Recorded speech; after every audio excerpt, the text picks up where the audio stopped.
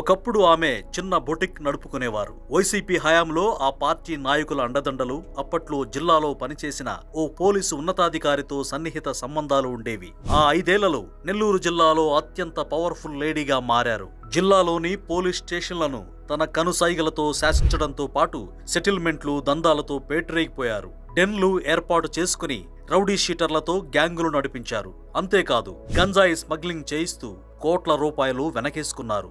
జగన్ ప్రభుత్వం పోయి కూటమి ప్రభుత్వం రావడంతో కొన్నాళ్లు వ్యూహాత్మక మౌనం పాటించిన ఆమె తాజాగా మళ్లీ పైరవీలు, దందాలు చేస్తున్నారు.